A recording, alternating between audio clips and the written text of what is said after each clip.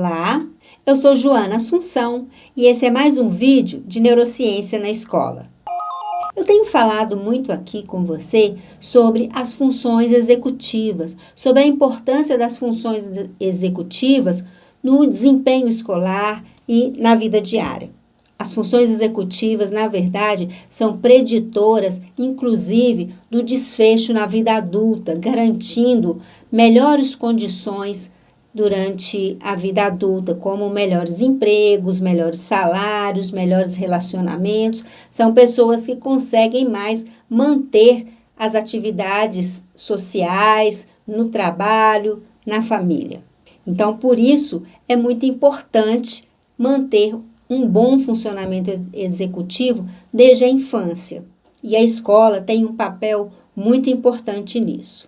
Mas há algumas crianças que têm mais dificuldades do que outras em manter um bom funcionamento executivo. São crianças que têm dificuldades de planejar, de manter a atenção, de controlar a impulsividade, de controlar a atividade motora. São crianças que têm um déficit de atenção e isso prejudica as funções executivas.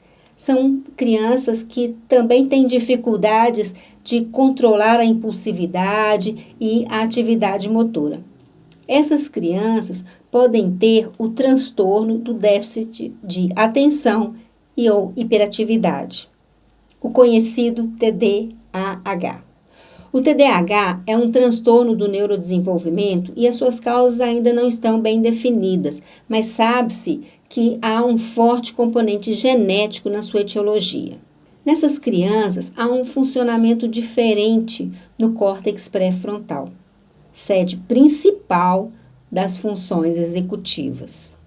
Eu disse principal porque nós sabemos que as funções executivas, embora sejam sediadas ali no córtex pré-frontal, as principais redes neurais estão ali, nenhuma região do cérebro funciona sozinha.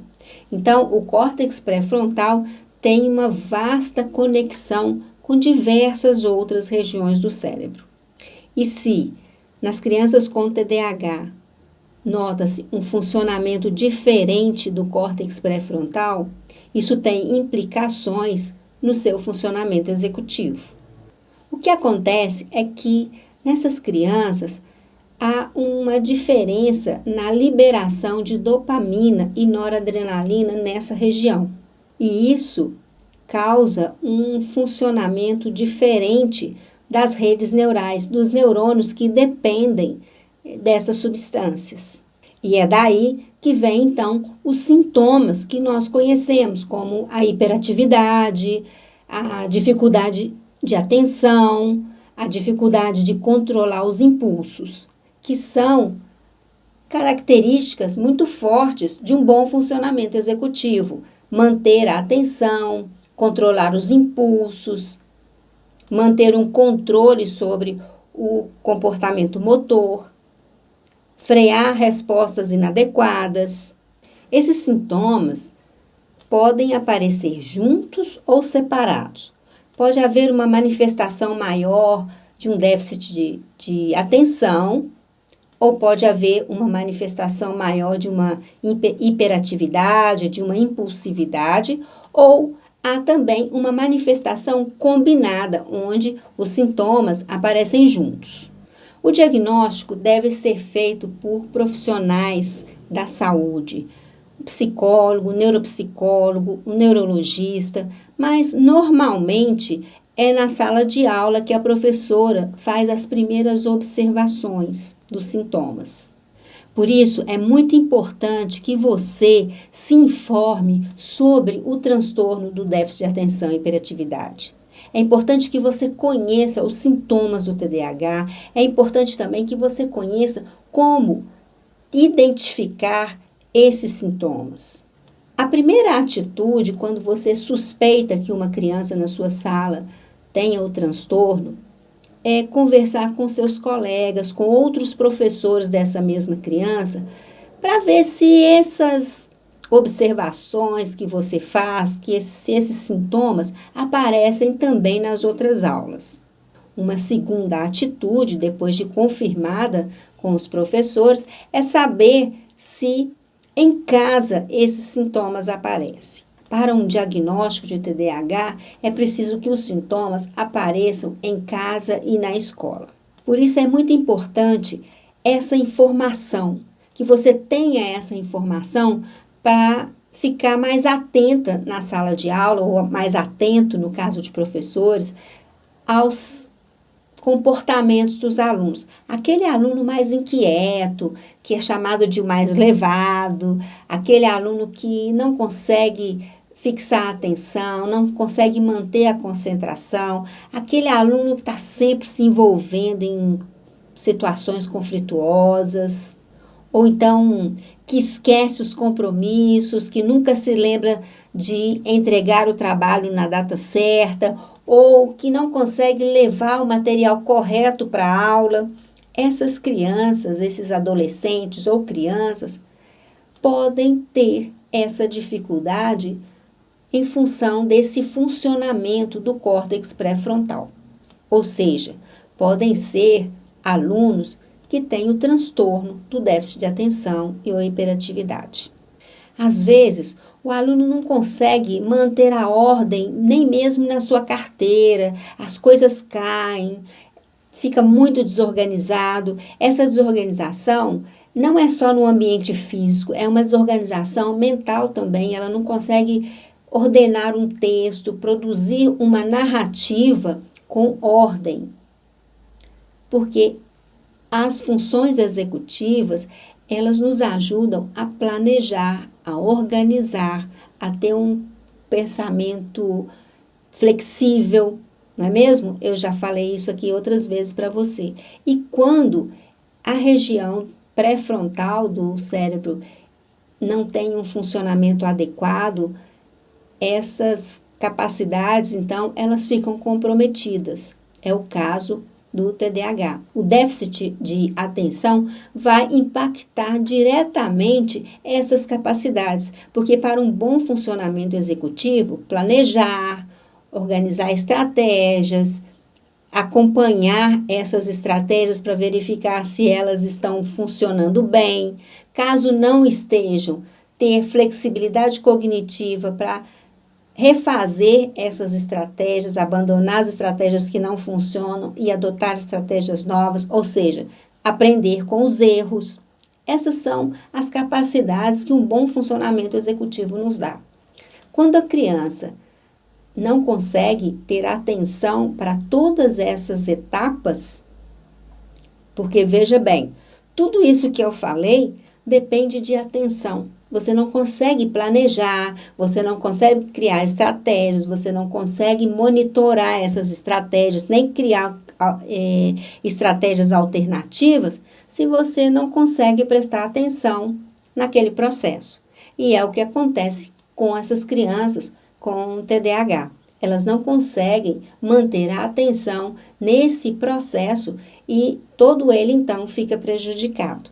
Da mesma forma, as crianças que têm uma manifestação mais acentuada de impulsividade não conseguem também frear respostas prepotentes ou respostas automáticas.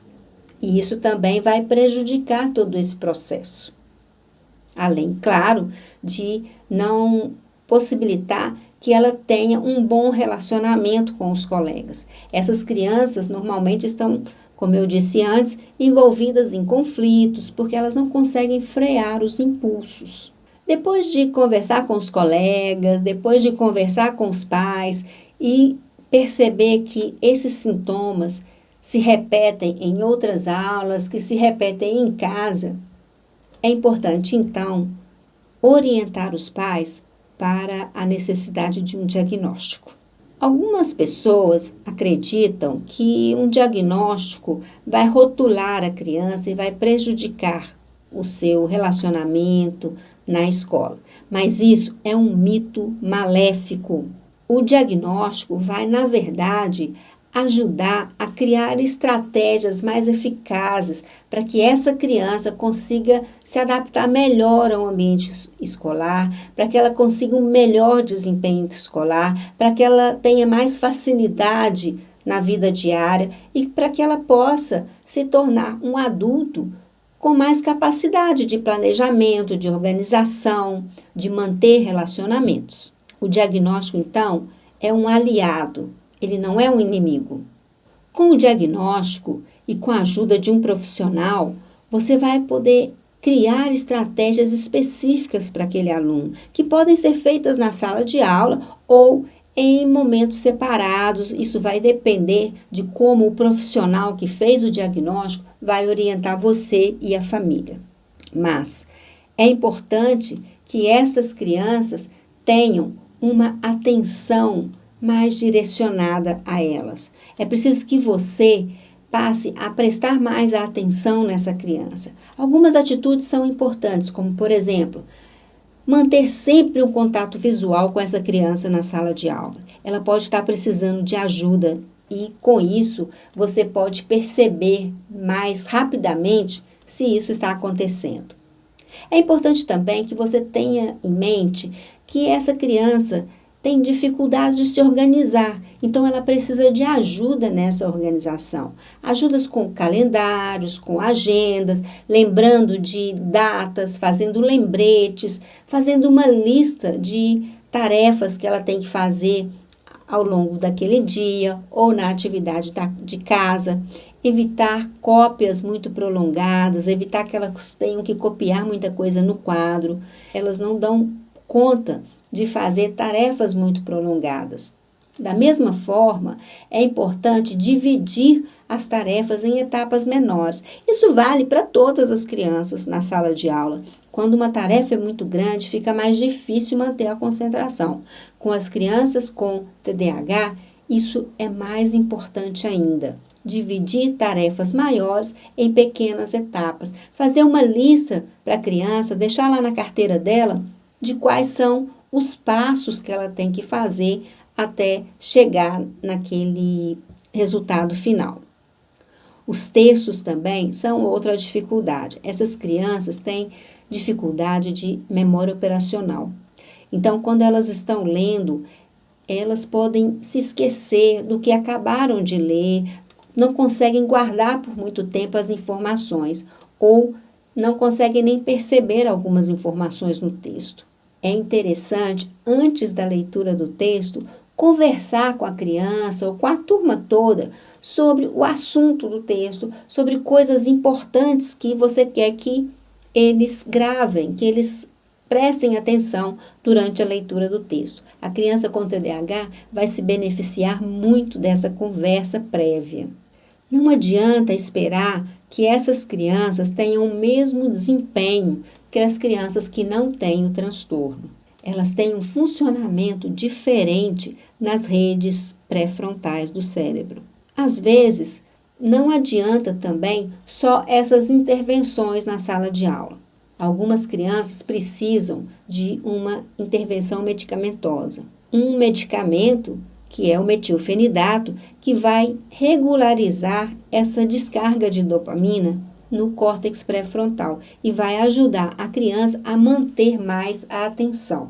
É a conhecida Ritalina. Estudos demonstram que o uso do metilfenidato ajuda crianças com TDAH. Crianças com TDAH que usam a medicação têm um desempenho melhor do que crianças com TDAH que não usam esta medicação, o metilfenidato. Mas tudo vai depender da avaliação de um médico, de um neurologista. Mas mesmo que a criança use o metilfenidato, todas essas preocupações, essas atitudes que eu falei agora há pouco, são importantes. A medicação sozinha não vai resolver o problema dessa criança. Ela precisa aprender a usar as funções executivas de maneira mais proveitosa, de maneira mais eficiente.